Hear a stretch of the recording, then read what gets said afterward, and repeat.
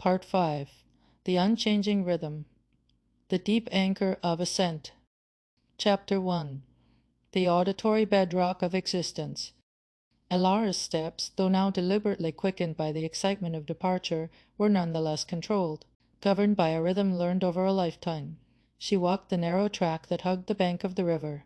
Her most elemental instructor, the sound emanating from the flowing water, was not the complex cascade of the harp, or the rapid bright fire of the guitar. It was a pure, unadorned constancy. The river held a single steady sound, a pervasive low drone that was less the sound of rushing water and more a low percussion brushed upon the stream.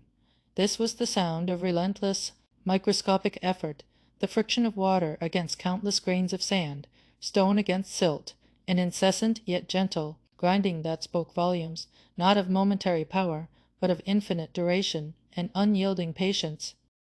This sound, to Elara's deep sensibility, was the most reliable rhythm to be found in a world defined by volatility and change. Unlike the fleeting light, the capriciousness of mountain weather, or the mutable emotions of mankind, the river's beat was the one fixed, eternal, variable.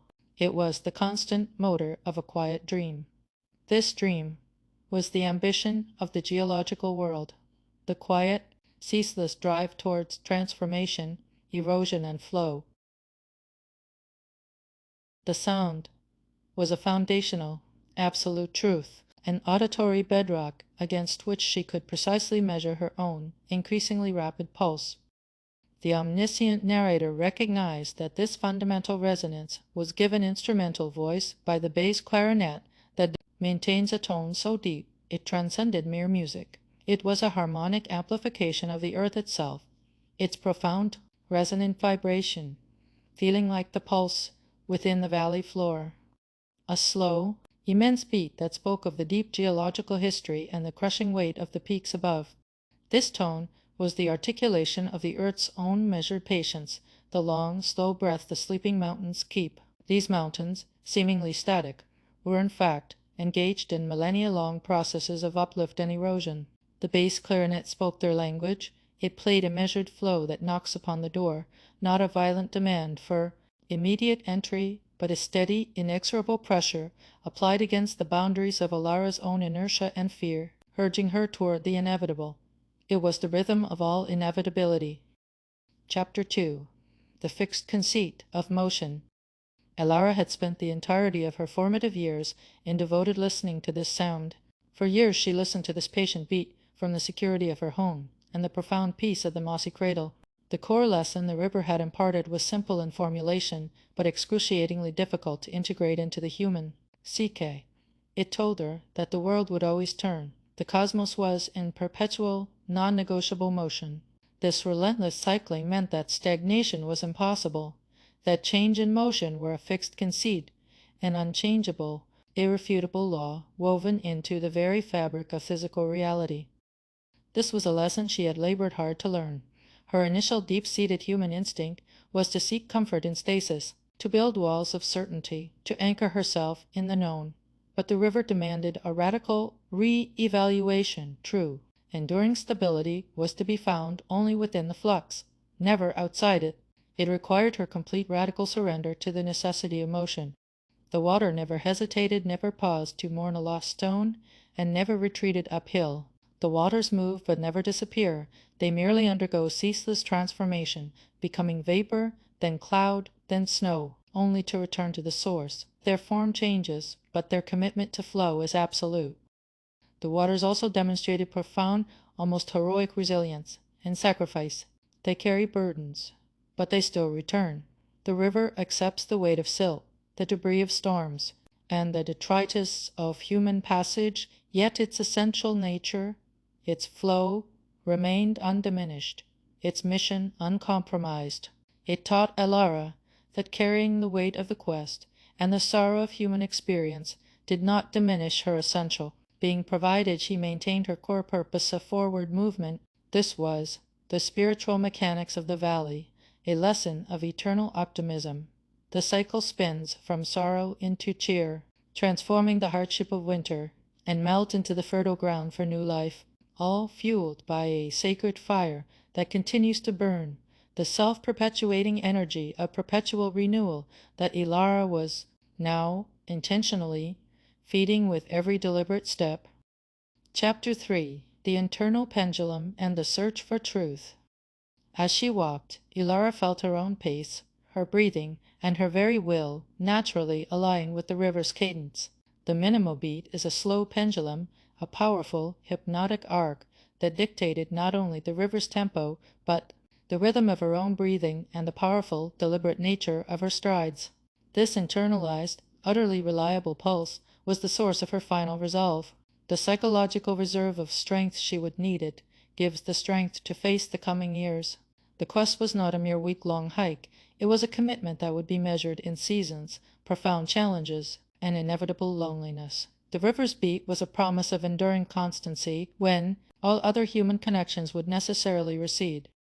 She was intentionally drawing deeply on this external calm before the noise and rush have overcome her. The noise and rush were not just the future sounds of the lowland cities she might eventually find, but the crushing internal chaos of fear, doubt, and corrosive self-criticism that the high pressure of the climb would inevitably generate. The river was providing the calm that settles all her rising fears.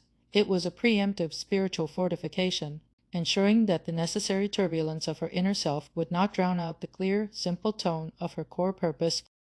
She was intentionally drawing deeply on this external calm before the noise and rush have overcome her. The noise and rush were not just the future sounds of the lowland cities she might eventually find, but the crushing internal chaos of fear, doubt, and corrosive self-criticism that the high pressure of the climb would inevitably generate. The river was providing the calm that settles all her rising fears.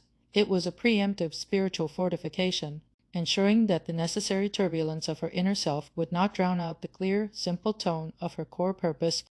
The river was the final piece of her preparation, but paradoxically it was the first thing she was actively casting off. It is the anchor that she leaves behind. The concept was a paradox. The anchor, as stability, allowed her the confidence to launch herself into the vast turbulent sea of the mountain ascent. The memory of the river's sound would be the sound of truth she'll search for in the fray, when exhaustion, exposure, fear, or confusion threatened to overwhelm her on the exposed high-altitude peaks. She would consciously search her memory for this low, patient percussion. This rhythm was the honest sound she knows she'll always find, because it was fundamental to the world's elemental design. It was the immutable truth of flow. The condition for retaining this inner anchor was existential and absolute. If she can only walk the honest way, the river would tolerate no shortcuts, no deceit in her effort, no half-hearted commitment. The truth of the river was its relentless, simple flow. The truth of Ilara's quest must be her relentless, simple commitment to the arduous, honest path she had mapped. Chapter 4: The Cessation of Sound and the Final Blessing.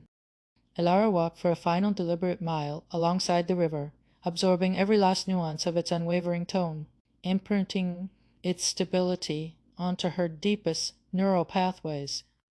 Then the path, obeying the topographical dictates of the mountain, turned sharply away from the watercourse, beginning the inevitable steep climb through the rugged scree and the dense pine forest. The music of the river, having completed its sacred task, performed its final, graceful, and necessary exit. The brushwork stops, the low tones start to fade, the bass clarinet's profound resonance receded. No longer needed as an external guiding presence, it had fulfilled its duty of establishing the deep, underlying pulse of her commitment. The river's presence, however, was not annihilated. It lingers in the air, not as an auditory phenomenon, but as a psychic residue, a profound, unshakable sense of groundedness and inevitability that settled deep within her bones and energized her muscles. This final silent farewell from the valley was the final memory of the peaceful glade. The river valley, the mossy cradle, and the sunlit aspen grove now all merged into a single cohesive image of tranquil, perfect preparation. It was a quiet blessing for the cross to bear. The cross was the immense, self-imposed weight of her destiny, the burden of isolation, the sheer volume of effort required, and the high expectation she placed upon herself, with the rhythmic anchor of the river firmly set in her heart, and the sound of the bass clarinet having successfully faded to a memory of pure intent Elara turned her back on the low, safe ground. She took the first committed upward step onto the ascending path, consciously trading the horizontal, easy flow of the river for the arduous vertical climb of her destiny. The ascent had truly begun.